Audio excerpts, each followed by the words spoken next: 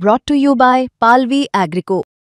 पालवी ॲग्रिको, भारताचा पहिला AI तंत्रज्ञानावर आधारित B2B आणि B2C ई-कॉमर्स प्लॅटफॉर्म. शेतीसाठी जे काही लागणार थेट तुमच्या बांधावर पोहोचणार, मोबाईलच्या एका क्लिकवर. महाराष्ट्रासह मराठवाड्यात ज्या पद्धतीनं पाऊस झालाय, पूरपरिस्थिती झाली, त्यामुळे शेतकऱ्यांचं प्रचंड नुकसान झालंय. आणि दिवाळीच्या सणामध्ये शेतकऱ्यांकडनं, खास करून मराठवाड्यामध्ये शेतकरी म्हणतात की आमची काळी दिवाळी आहे. सरकारनं शेतकऱ्यांना मदत केली आहे का, आणि केली असेल तर ती मदत कितपत शेतकऱ्यांना मिळालेली आहे, खात्यावर पैसे आलेत का, हे सगळे मुद्दे आहेत. आणि या सगळ्या मुद्द्यांना घेऊन मुंबई तक सध्या गावखेड्यामध्ये पोहोचलेला आहे. मी सध्या माळिवरा या गावामध्ये आहोत. त्यांचे 99% शेतकरी शेती करतात आणि जे 1% उरले ते शेतमजुरी, म्हणजे सगळे शेतीवरच अवलंबून आहे. बाबा, तुम्ही काय करता? आम्ही शेतमजूरच आहोत. बरं, म्हणजे पाण्या पावसानं समजा नील झाल्यासारखं झालंय. आणि भाव तसे सोयाबीनला 3,500 असे भाव चालू आहे. त्याच्या आम्ही सध्या आता आम्ही दुःखातच आहोत. दिवाळी आमची समजी काळी असल्यासारखीच आहे आमची. आणखीन काही शेतकरी आहेत. तुम्ही काय करता? शेती करतो. काय यावर्षी दिवाळी कशी आहे? दिवाळीच नाही, काळी दिवाळी आहे. पैसा नाही खर्चायला. लेकरं नातू कलमा करायला घरी, फटाके आणा. कुठून आणता फटाके? शेतात एक पोत्याच्यावर सोयाबीन होईना. सोयाबीन सोंगायला 5,000 रुपये बॅगलं. खताचे भाव आसमानी. तो आणखीन रुपया पडला नाही खात्यावर. आणि खासदाराला, आमदाराला भरघोस पगारी द्यायलेत. त्याला KYC नाहीत. आमची दुष्काळी आली KYC करा, काही आले KYC करा. कुठून करायच्या? सरकार हे नुसतं खोटे आश्वासन द्यायले आणि लोकांना झुलवत ठेवायला. OBC वाल्याला पेटून देते, इकडे मराठ्याला पेटून देते. त्याच्या भांडणात शेतकऱ्याची माती करून टाकायला लागले. बाकी आज 1 रुपया जवळ नाही. आता हे पोरग विचारायच्या वडिलांना फटाके आणलेत का म्हणून यायला, कारण पैसाच नाही कोणाजवळ, तर काय आणतील. आणि भरघोस आम्ही म्हणते शेतकऱ्याच्या नावावर टाकायला लागलो. इकडे तर बँकेत काहीच नाही. बँकेत लोक 50-50 रुपये लोकांतून उसने घेऊन तिकीट काढून चालले, तर बँकेत पासबुक वापस घेऊन यायलेत. पैसेच पडले नाही म्हणतात. यायनं द्यायचे असते तर हो म्हणायचं, नाही तर नाही म्हणायचं. आमच्याच्यानं देणं होत नाहीत. आणि आता इथून 12 महिने करायचं काय? पुढं खतबी कुठून आणायचं? हे नुसतं फक्त कागदावर घोडे नाचवा लागले शासन. आमच्या बँकेत पडल्याशिवाय याचं काही खरं नाही. तुम्ही दिवाळी सण आहे साजरा केलाय? नाही, साजरा नाही केला.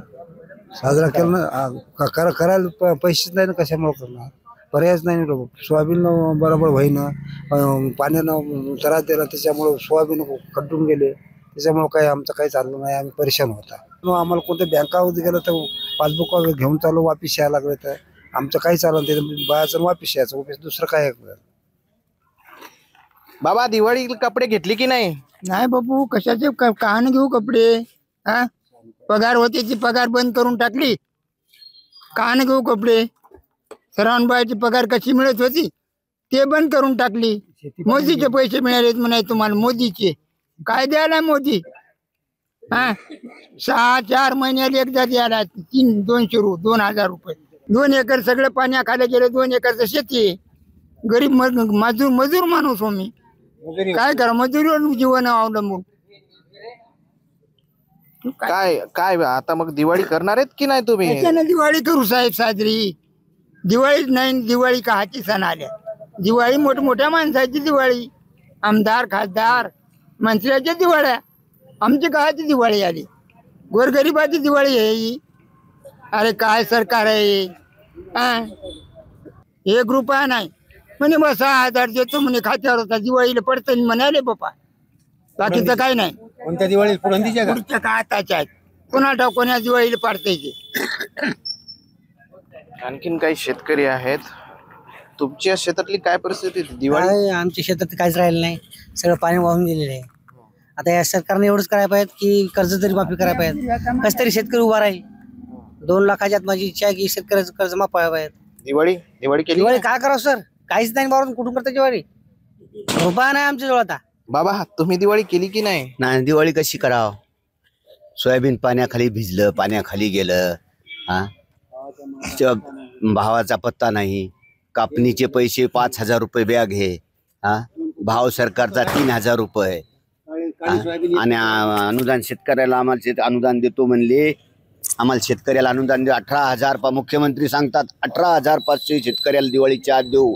शेतकऱ्याची दिवाळी चांगली करू. आणि फार्मर ID आणा, काय करू, KYC करा.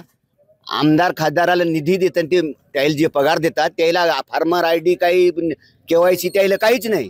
त्याला डायरेक्ट 1 लाख रुपये पगार. आणि शेतकऱ्याला त्याचा पाण्यात खाली पीक गेलं म्हणून तुम्ही अनुदान द्याले तर त्याला अनेक मार्ग लावता.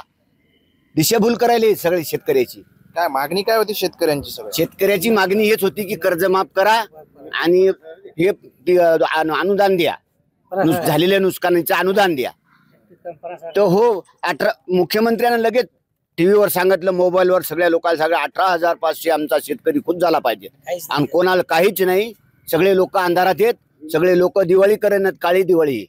लोक जाऊ बँकेत चक्रा मारू यालेत. खात्यात पैसे नाही.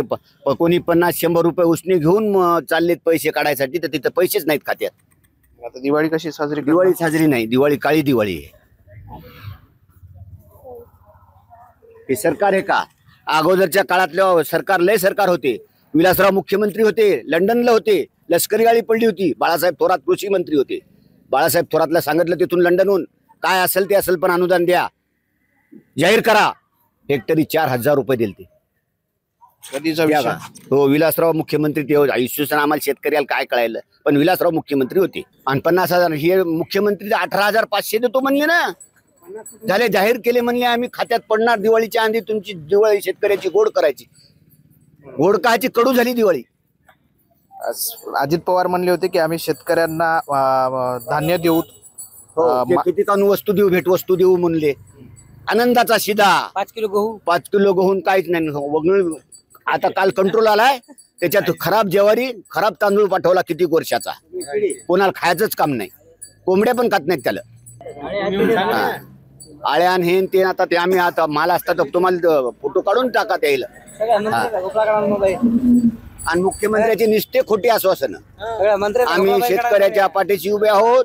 आम्ही शेतकऱ्याचे आहोत. फक्त हे चाटा मारणार सरकार आहे, बाकी काय नाही. धोकेल सरकार. मागणी काय आता सगळ्या शेतकऱ्यांची मागणी? यांनी जे निवडणुकीच्या पिरियड मध्ये जे आश्वासन दिलं होतं की कोणताही कागद न लावता, जसं उद्धव ठाकरेनं कर्जमाफी केली होती आणि चालू बाकीदाराला, ज्यांनी कर्ज भरलं त्यांना चालू बाकीदाराला 50,000 रुपये दिले होते, तसं यांनी शेतकऱ्याचं 2 लाखापर्यंत कर्ज बिनअटी माफ करायला पाहिजे. जे काही चालू बाकी शेतकरी चालू बाकीदार आहेत त्यांना 50,000 रुपये त्यांच्या अकाउंटला द्यायला पाहिजेत. त्याला शेतकऱ्याचं काही घेणं देणं नाही. त्याला अंबानी, अदानी असे उद्योगपती पाहिजेत. उद्योगपतीचं हजारो कोटी कर्ज माफ केलं, हजारो कोटी याला भेटतात. शेतकऱ्याचं जर कर्ज माफ केलं तर याला काय बमुरा भेटणार आहे का? भेटले तर आशीर्वाद भेटतील. याला आशीर्वादाने याचं पोट भरत नाही ना. 8 दिवसाच्या आत जर याने शेतकऱ्याला जर फायदा करून नाही दिला तर आतोनात नुकसान की होईल. जनता जर एकदा रस्त्यावर उतरली, शेतकरी रस्त्यावर उतरले, यायचं काही खरं नाही. नेपाळ होऊन जाईल. नेपाळ इतके शेतकरी बेजार आहेत. लहान लेकराला अंगाला साबण नाही, लेकराला खायला काही चिवडा करायचा, काही घरात 1 रुपया शेतकऱ्याजवळ नाही. तेल नाही, भाजीला तेल नाही. तो मोदी निसता तिथून गप्पा हाणा लागलाय. केंद्र सरकारनं म्हणते इतके पैसे पाठवले, मग काय याने खाल्ले का? शेतकरी मरायला इकडं. ठीक आहे, तुमच्या भावना समजू शकतो आम्ही, पण मुख्यमंत्री देवेंद्र फडणवीस यांनी ज्या पद्धतीने मदत केली, त्यांनी हेक्टरी 2 हेक्टरची जी मर्यादा होती ती 3 हेक्टरवर नेऊन ठेवली. आता 3 हेक्टर पर्यंत शेतकऱ्यांना मदत. हो, 3 हेक्टर त्यांना निश्चित कागदावर करायला ना. हो, आम्हाला 2 हेक्टरचे तर आधी देण म्हणा. 3 हेक्टर जाऊ दे. ते चांगले शेतकरी, सदन शेतकरी असतील त्याला काही फरक पडत नाही. पण हे 1 हेक्टर, 1.5 हेक्टर, 2 हेक्टरवाले शेतकरी गरीब आहेत. हे मजुऱ्या करता. आज त्या शेतकऱ्याला मजुरीनं पण काम नाही. मजूरदार घरी बसून आहेत, त्याला खायला नाही, काही नाही, उपाशी मरायला लागले. तर शेतकरी उपाशी, मजूरदार उपाशी. आणि शेतकरी म्हणजे जाणता राजा आहे. शेतकरी सुखी तर सगळा जग सुखी. अरे शेतकऱ्याचं तुम्ही भाजपवाल्यानं, आरएसवाल्यानं सगळ्यांनी मिळून वाटोळं केलंय, वाटोळं. आणि कवाच चांगलं होणार नाही. यायला बराबर देव यायची सत्यानाश करून टाकेल याचा. इतका आमचा त्याला दुवा लागणार आहे, बद्दुवा शेतकऱ्याची. शेतकरी आहेत आणि दिवाळीमध्ये शेतकऱ्यांना अद्यापही मदत मिळाली नाही, त्यामुळं शेतकऱ्यांमध्ये संताप आहे. कॅमेरा पर्सन सुदर्शन पाटील सह ज्ञानेश्वर उंडाळ, मुंबई तक, माळीहुरा गाव, हिंगोली.